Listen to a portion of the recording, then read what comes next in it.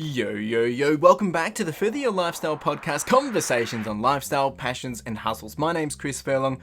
I am your host, and I'm super excited to be back here having the conversation with you. Now, today, episode 65, and today, I really just want to share straight from the heart and what's really been on my mind and what's been, I guess, keeping me thinking and been resonating with me over the last week or so.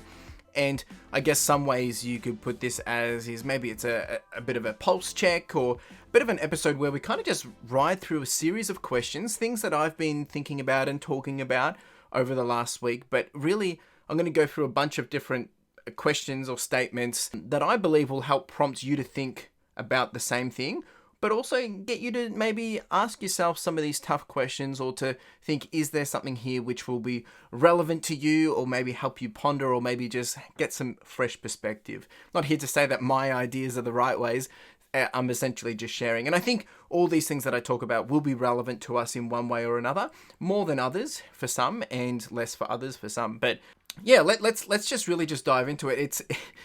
I was thinking about what I wanted to chat about this week, and I do have usually a bit of a flow of, different things over the coming weeks in advance of what I want to schedule out and release to you guys. But for me, this is really what was, really, on my heart that I really wanted to share. So I will say before we get started though, I do want to say a big thank you to everyone that is listening, that has been supporting the podcast, whether it's a comment, whether it's a listen, whether it's a share, whatever it may be. I would encourage you though, if you haven't shared the podcast or if you haven't shared an episode, if there's one that resonates the most with you and you think it could impact someone else, it could inspire someone else, please share it. I would be greatly appreciative in advance. Anyway, let's dive in. So over the last week, I've been really thinking about how I've been spending my time. I've been focused on, I guess, reflecting on my time, and actually I went through a bit of a process to help reveal, how I can manage my time a lot better. And with that said, I went through this exercise where I was basically jotting down the key things that I wanted to achieve each day and what I wanted to do, and then I would go through and actually break down when that would be scheduled, the estimated time to complete, and then I can reflect and see how long it actually took. And that was quite eye-opening. I was able to pretty much find out that there was a lot of extra, I guess, fat that I had in my time, and I was probably either procrastinating or not using my time the best way I could be. And, it opened up my perspective to see that there's so much more that I could be doing. But that's not really what I want to talk about. The point here is the key area around actually jotting down your key wants that you want each day.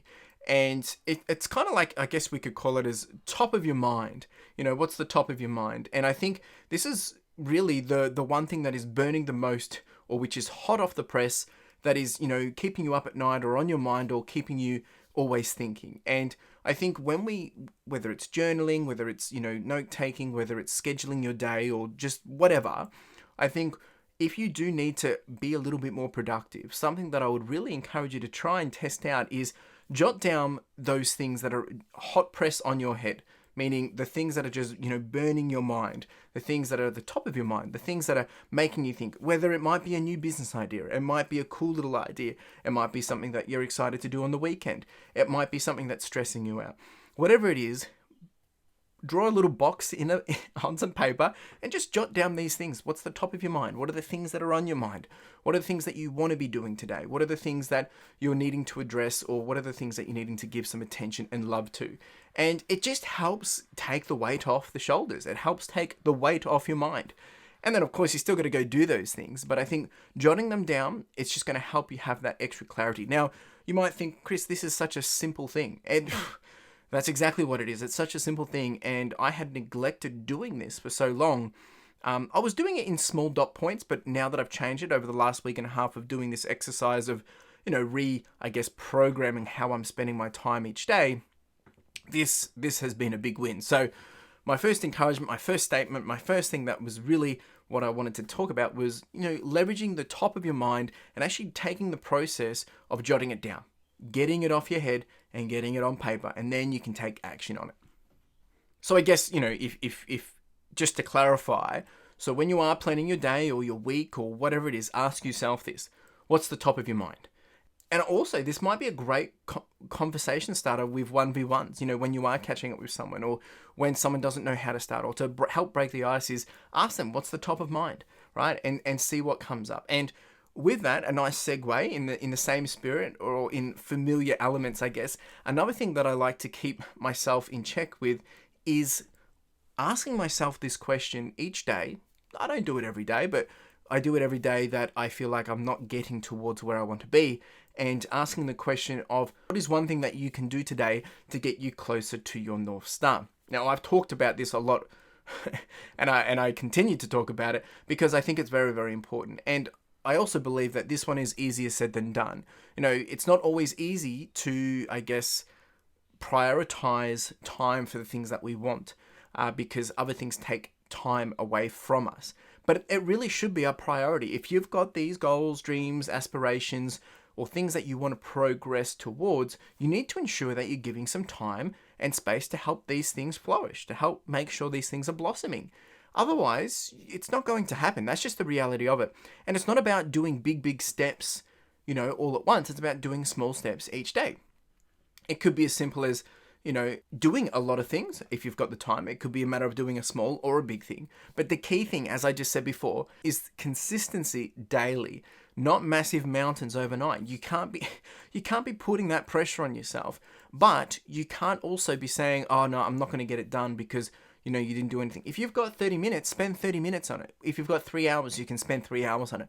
The point is, don't let it go to waste. And it could be small. I don't know what your North Star is. And if you don't know what your North Star is, if you don't know what I'm talking about, it's the thing that you're working towards, where you want to be, whether it's a 1-year goal, 2-year goal, 5-year, 10-year, long-term, 30 years. I don't know exactly what it is for you, but you will have some idea of where you want to be. And all that you're doing, you should be making sure everything that you are doing, actually, to be honest, would be the best way to do it, is getting you towards that path. But sometimes there's these actionable things that we need to be doing on a regular basis to make sure we are taking the necessary steps. For instance, if you want to be a doctor, well, of course, you're going to have to go through med school, right?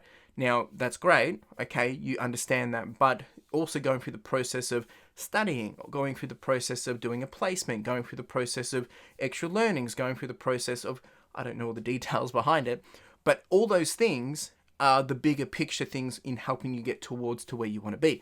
Doing the 3, 4, 5, 6, 7 years of university or education, they're all part of it. It's like if you were getting a job and you wanted to, maybe you wanted to be a project manager. Well, you get a job and then you start to work as a grad, and then you're doing some of the analytical things as an analyst, as an entry-level person in that company. You start to learn the tricks of the trade, and then as you get experience, then you're able to take on a new role, and eventually, through the experience, through the opportunity, the different roles that you're doing, you will then start to be able to do something like a project management role. You can't just rock up and be a project manager without doing any of the work. But at the same time, that's your daily thing. Those are things that are moving you towards regardless. But there's other things that you can be doing. You could be doing side quests such as doing the additional trainings of actually project management, understanding it, right? You could be doing connecting with people that are going to get you closer to actually being to where you want to be, meaning maybe they are a project management professional and you can learn from them, get some inspiration, get some insight. There's lots of little things that we can be doing, whether it's very tangible things in terms of actually spending 1 hour and actually doing it, or there's things that are passive, which you're doing anyway, which are going to get you there.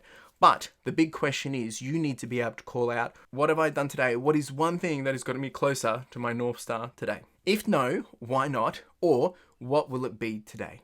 And I'm starting to realize a lot of these little small conversations that I'm having just now, they're kind of like little vents or little episodes. But I think it's important because for me, this is my way of helping you understand what I'm going through. I'm learning so much as I go through this process of building a podcast and building my business and all that jazz. But at the same time, I think there's so much things that we can have a conversation about that is of value. And speaking of value, your time is valuable, right? And you get to spend it how you want. You get to choose it. Now, I know this one can be a little controversial in terms of maybe people won't accept that and it can be a little tough to digest, but the reality of it is true. We get to choose what we do with our time, and you get to create the story and the narrative about that. If there is a lack of control of your time, you need to figure out how to regain that control or accept the parts of it where you cannot control, meaning you're choosing to spend your time that way. An example of this would be, for instance, if you're working a 40-hour work week, you're working for someone else, there is going to be times where people will say, we need you to work the weekend. Now, you have a choice to say yes or no, right? Most of the time, we probably won't say no because like, oh yeah, I need the money or whatever, but you're deciding to let that happen, right? And then the next time, it'll be easier for them to ask and know that you're likely to do it.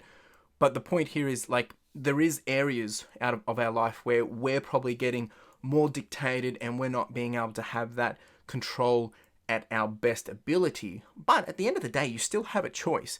Now, I'm not here to say, be stupid and, say no to everything and, put up huge boundaries and, don't talk to anyone and be very selfish. But I think there's a balance of boundaries that need to be in place. And with all that you're doing, if you want something, you need to be able to prioritize your time. And your time is valuable. So how you spend it should be how you want to spend it. So if it is working, yes, you need to spend it working.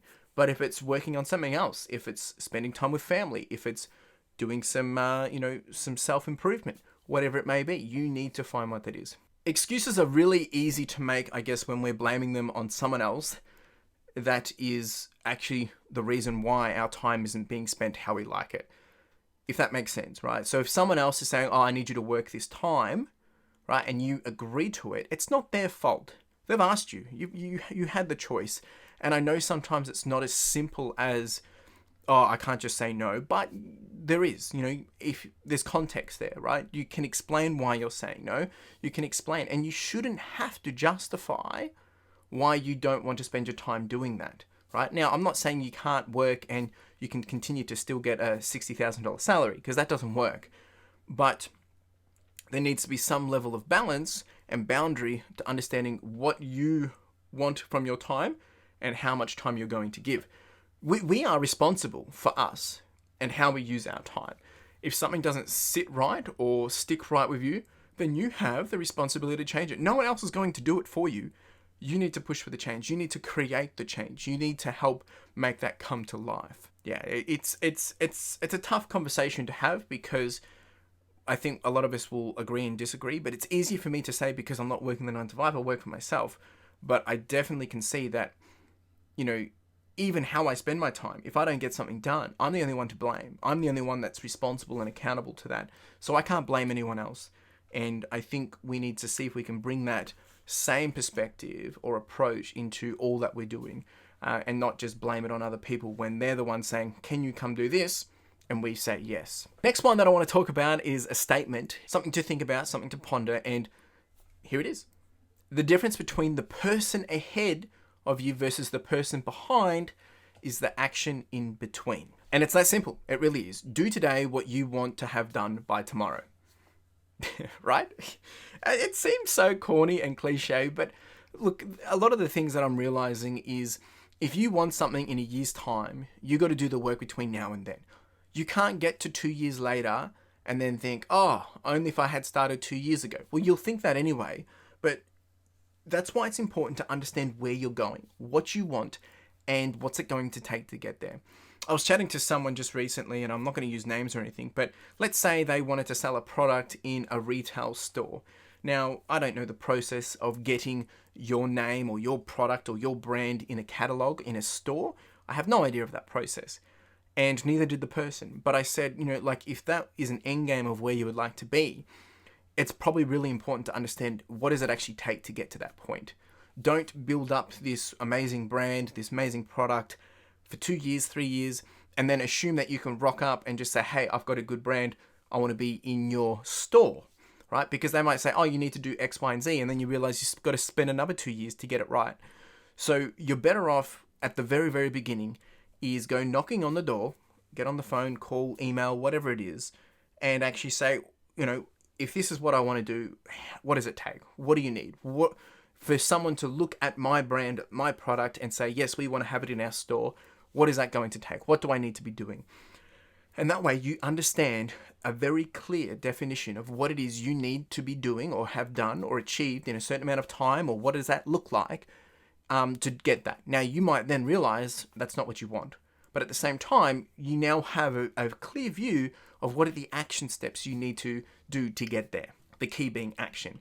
And that's what separates people from people, is We look ahead and we see all these people doing all these amazing things, but they're doing the hard work. They're doing the action steps. They're doing the things that take daily exercise, daily action every day. And some of that daily action just seems fluffy, or it doesn't seem like it's doing anything. But over time, it compounds. And I have spoken about this numerous times in the podcast. And I think it's very relevant because it's something that we forget.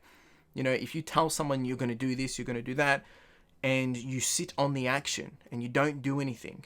I'm a big one when it comes to this because I get so frustrated when I don't do it.